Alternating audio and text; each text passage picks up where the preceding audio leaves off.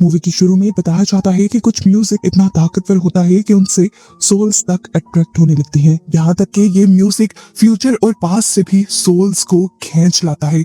साथ ही साथ evil souls को भी ये अपनी तरफ अट्रैक्ट कर लेता है। फाइनली मूवी के ओपनिंग सीन में हम सैमी नाम के एक जख्मी लड़के को हाथ में गिटार लिए चर्च के अंदर आता देखते हैं, जो बुरी तरह घायल है और चर्च के लोग उसे देखकर परेशान हैं। प्रीस्ट भी उसके लिए प्रे करने लग जाते हैं और सैमी से कहते हैं तुम म्यूजिक छोड़ दो, इस वक्त जो शैतानी ताकतें तुम्हारे पीछे हैं तुम्हें छोड़ देंगी। असल में इस टाइम सैमी के साथ हुआ क्या था ये जानने के लिए कहानी एक दिन पीछे जाती है। सैमी को गिटार हाथ में लिए म्यूजिशियंस के साथ दिखाया जाता है। इनका बैंड ब्लू म्यूजिक बनाता है। इस म्यूजिक या सॉन्ग में सभी इमोशनल लिरिक्स होते हैं, जिनके इमोशंस को अच्छे से समझने के लिए म्यूजिक ऐसा बनाया जाता है कि लोग तो क्या सोल्स भी इनमें खोने लग जाती हैं। सैमी के डैड को उसका ये पैशन बिल्कुल पसंद नहीं और पता चलता है सैमी के डैड कोई और नहीं बल्कि पहले सीन में दिखाए जाने वाले चर्च के प्रीस्ट ही हैं। नेक्स्ट सीन में हम दो भाइयों को देखते हैं जिनका नाम स्मोक और स्टैक है। इनके पास बहुत ज्यादा पैसा है जिसे वो एक बहुत बड़े गैंगस्टर से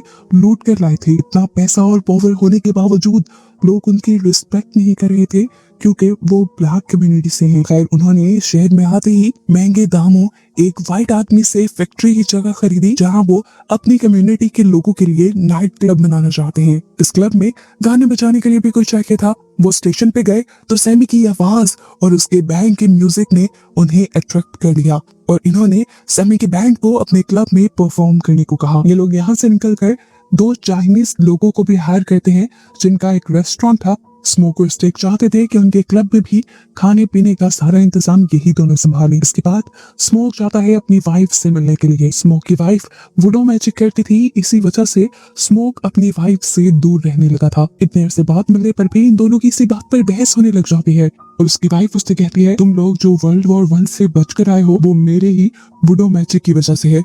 ये सुनकर स्मोक कहता है अच्छा अगर इतना ही पावरफुल था तुम्हारा मैजिक तो हमारी बेटी क्यों नहीं बच पाई। इस बात से स्मोक की वाइफ खामोश हो जाती है, लेकिन वो देखती है कि स्मोक ने अभी भी उसका दिया हुआ एक पेंडेंट पहना हुआ था, इसी वजह से वो उसे प्यार करती है। सीन कट होता है और हमें एक जख्मी अजीब आदमी को दिखाया जाता है। उसकी हालत ऐसी थी मानो वो किसी के जुल्म से बचकर आया हो। वो एक कपल के घर में छुप जाता है और थोड़ी ही देर बाद उस कपल के घर पे कुछ वैम्पायर हंटर्स आते हैं, लेकिन वो कपल उस आदमी को बचाने के लिए वैम्पायर हंटर्स से झूठ बोल देता है कि हमारे घर कोई भी नहीं आया। वैम्पायर हंटर्स के जाने के बाद वो आदमी जो इनके घर आया था वो लड़के के ऊपर हमला कर देता है और उसका कुछ खून भी पी लेता है, जिसके बाद हमें पता चला कि वो लड़का भी वैम्पायर बन चुका था और उसकी वाइफ उसे देखकर जोर से चिल्लाती है और सीन भी यहीं पर कट हो जाता है। सीन कट होकर अब हमें दोबारा स्मोक और स्टैक को दिखाया जाता है जिनका नाइट क्लब अब पूरी तरह से डेकोर हो चुका है, बन चुका है और आज उनकी ओपनिंग नाइट है। स्मोक अपनी चीजों को लेकर बहुत ज्यादा स्ट्रिक्ट था और उसने अपने गार्ड से भी कह दिया था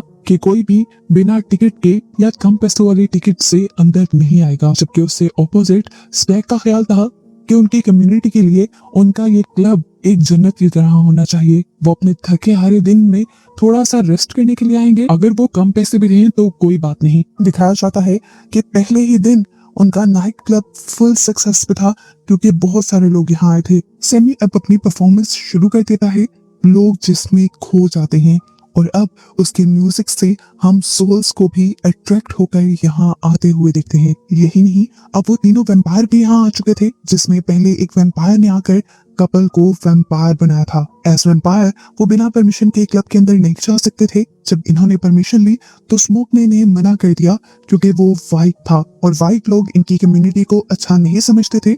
अब स्मोक इनसे बदला ले रहा था। हालांकि वैम्पायर ने बोला भी कि हमारे पास बहुत पैसा है, मैं सिर्फ इस सॉन्ग से अट्रैक्ट होकर यहाँ आया हूँ और यहाँ पर बहुत पैसा भी लुटाऊंगा। जब स्मोक अपने फैसले पर अटल रहा तो ये तीनों वैम्पायर बाहर जाकर गाना गाने लग गए। कुछ देर बाद हमें दिखाया गया कि अंदर स्मोक और स्टेक की उनकी दोस्त मैरी के साथ लड़ाई हो जाती है, जिसकी मॉम ने इन दोनों को पाला था। गुस्से में वो क्लब से बाहर चली गई जहां वो तीनों वैम्पायर थे। वो लड़की वैम्पायर मैरी से बात करने की कोशिश करती है और कहती है कि हमें क्लब में एंट्री दिलवा दो, हमारे पास ये सोने की सिक्के हैं जो हम अंदर देंगे। लेकिन मैरी को यहाँ पहले वाले वैम्पायर की हरकतें कुछ अजीब लगी, क्योंकि मैरी को देखकर उसके मुंह से पानी आने लगा था और बिना वक्त गवाए उसने मैरी के ऊपर हमला भी कर दिया। मैरी को काट के उसका खून पीकर उसने यहाँ मैरी को भी वैम्पायर बना दिया। वैम्पायर बनने के बाद वो अब क्लब के पास गई और परमिशन लेकर क्लब के अंदर भी चली गई। यहाँ जब वो स्टेक के साथ क्लोज होने लगी तो उसने स्टेक के ऊपर भी हमला करते हुए उसका खून पिया और उसे वैम्पायर बना दिया। ये सब स्मोक यानी स्टेक का भाई देख चुका था। वो मैरी के ऊपर अपने भाई को बचाने के लिए एक गोली चलाता है, लेकिन मैरी हंसते हुए यहाँ से ऐसे चली जाती है जैसे उस पर इन गोलियों का कोई असर ही नहीं है। स्मोक मैरी को अपनी बहन मानता था। उसका ये बिहेवियर देखकर वो इमोशनल हो गया और उसने फिलहाल के लिए ये नाइट क्लब खाली करवा दिया। लेकिन तभी स्मोक की वाइफ यहाँ आई और उसने बताया कि मैरी एक वैम्पायर बन चुकी है, इसी वजह से उसके ऊपर गोलियों का भी कोई असर नहीं हुआ। स्मोक की वाइफ को ये सारी बातें इसलिए पता थी क्योंकि वो वुडू मैजिक पर बिलीव करती थी। हम देखते हैं कि क्लब का सिक्योरिटी गार्ड भी जब इजी होने के लिए थोड़ा सा बाहर निकलता है तो वही वैम्पायर इसके ऊपर भी हमला करके उसे भी वैम्पायर बना देती है। इसके बाद जब वो भी क्लब के अंदर आना चाहता था तो उसे भी परमिशन मांगनी पड़ी। ये देखकर स्मोक की वाइफ फौरन समझ गई कि अगर ये परमिशन मांग रहा है तो डेफिनेटली ये भी एक वैम्पायर बन चुका है। ये आदमी कहता है, अच्छा अंदर नहाने दो, एटलीस्ट मुझे आज के पैसे तो दे दो। अब स्मोक उसको उसके पैसे देने के लिए जैसे ही हाथ बाहर करता है तो ये आदमी उसके हाथ पे काटने ही वाला था, पर अपने आप को बचाने के लिए स्मोक ने उसके ऊपर फायर कर दिया। अंदर हम देखते हैं स्टेक को, जिसको मैरी ने वैम्पायर बनाया था, वो अब होश में आ चुका था। इससे पहले कि वो यहाँ के लोगों के ऊपर हमला करता, स्मोक की वाइफ उसके ऊपर गार्लिक जूस फेंक देती है, जिससे उसे बहुत दर्द होता है। सबकी जान बचाने के लिए स्मोक की वाइफ सबको बताती है कि इन वैम्पायर से बचने के कई रास्ते हैं। अपने आप से दूर करने के लिए इनके ऊपर गार्लिक जूस फेंका जा सकता है या गार्लिक का इस्तेमाल किया जा सकता है। इसके अलावा अगर इन्हें मारना हो तो सिर्फ सिल्वर या फिर लकड़ी से इनको मारा जा सकता है। और हाँ, अगर कोई इंसान परमिशन लेकर तुम्हारी बिल्डिंग बनाने की कोशिश करे तो उसे फौरन मना कर दो, क्योंकि इंसान बिना परमिशन के किसी भी बिल्डिंग में आ जा सकते हैं लेकिन वैम्पायर्स नहीं। अब वो बार के अंदर मौजूद सभी लोगों को गार्लिक खाने को कहती है ताकि वो ये कंफर्म कर सके कि यहाँ पर मौजूद सारे लोग अभी तक इंसान हैं। अब इस क्लब से बाहर का सीन दिखाया जाता है। जितने भी लोग इस क्लब में आए थे, स्मोक ने उनको तो बाहर निकाल दिया था, लेकिन बाहर जाकर वैम्पायर्स ने उनके ऊपर हमला कर दिया। काफी सारे लोग जब वैम्पायर्स में बदले तो उन्होंने अपने ही जैसे दूसरे लोगों पर हमला करके सभी लोग तकरीबन यहाँ पर इस तरह वैम्पायर्स में बदल गए और अब ये वैम्पायर्स मिलकर एक अपनी ही पार्टी कर रहे थे। यहाँ तक कि ये लोग इंतजार भी कर रहे थे कि क्लब में बचे हुए इंसान कब बाहर निकले और तब ये लोग उनके ऊपर टूट पड़ी। स्मोक की वाइफ कहती है कि इन वैम्पायर से बचने के लिए हम पूरी रात इसी बिल्डिंग में रहेंगे। सुबह होने पर ये सभी वैम्पायर्स यहाँ से गायब हो जाएंगे क्योंकि वो सूरज की रोशनी में नहीं रह सकते। अब यहाँ पर वो पहला वैम्पायर आकर स्मोक और उनके सभी साथियों को मनाने लगता है कि उन्हें भी वैम्पायर्स बन जाना चाहिए, क्योंकि ये सबसे बेहतर डिसीजन है। यहाँ पे रेसिज्म नहीं है, यानी काले गोरे का कोई कॉन्सेप्ट नहीं है। साथ ही यहाँ वैम्पायरिज्म में कोई मौत भी नहीं है। यहाँ वैम्पायर्स के बारे में एक और इंटरेस्टिंग फैक्ट ये पता चलता है कि जो वैम्पायर दूसरे इंसान को शिकार करके वैम्पायर बनाता है, उसकी मेमोरी भी पहले वाले वैम्पायर को मिल जाती है। ऐसे इस वैम्पायर ने जिस कपल के ऊपर सबसे पहले हमला किया था, वो कपल पहले ही स्मोक और स्टेक के ऊपर हमला करने ही वाले थे, उनको लूटने वाले थे, क्योंकि शहर में किसी को भी ये बर्दाश्त नहीं हुआ था कि ब्लैक लोग यहाँ के सबसे अमीर लोग हों। वो इनसे कहता है, देखो इंसान तुम्हारी तरक्की वैसे भी बर्दाश्त नहीं कर सकते, तो क्यों ना तुम वैम्पायर ही बन जाओ। एंड पे आकर वो वैम्पायर कह ही देता है, अच्छा तुम सब नहीं तो हमें सैमी दे दो, क्योंकि सैमी के म्यूजिक में वो ताकत है जो यहाँ पर पास्ट और प्रेजेंट की सोल्स को भी बुला ले।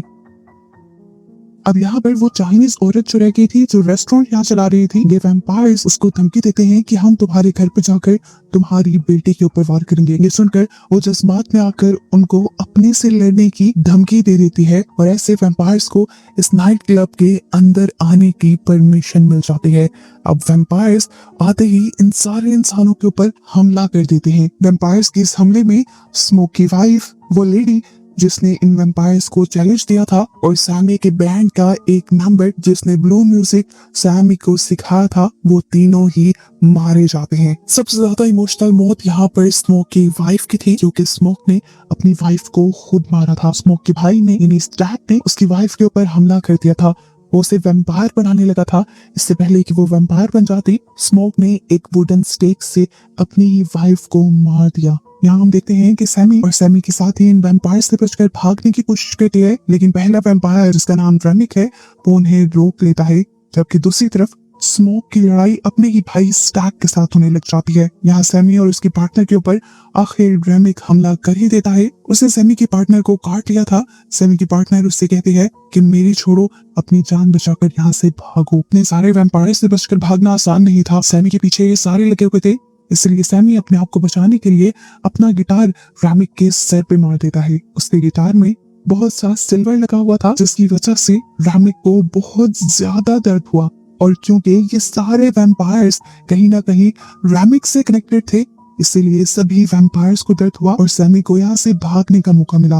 अब हम देखते हैं कि रेमिक भागकर सैमी के ऊपर आकर हमला करने ही वाला था कि इस मर्तबा स्मोक सैमी को बचाने आ गया और उसने एक वुडन स्टेक रेमिक के जिस्म के अंदर स्टैब कर दिया। सभी वैम्पायर्स रेमिक की या कह रहे उनके लीडर की मौत से शॉक रह गए और इतनी ही देर में सुबह का सूरज भी निकल आया।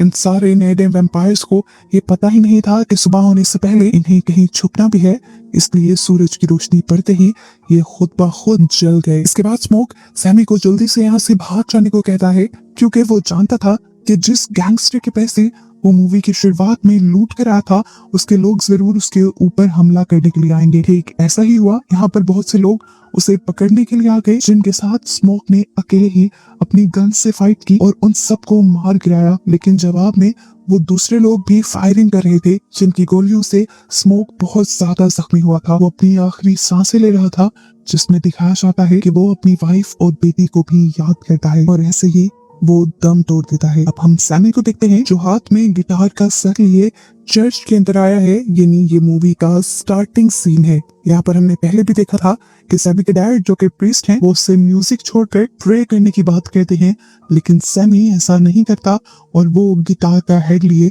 यहाँ से चला जाता है। इसके बाद मूवी के पोस्ट क्रेडिट सीन में हमें 60 साल बाद का वक्त दिखाया जाता है और हम बूढ़े सैमी को देखते हैं जो आज तक वो ब्लू म्यूजिक बनाता है। सैमी गाना गा रहा था और बस यही दिखाते हुए ये मूवी यहाँ खत्म हो जाती है।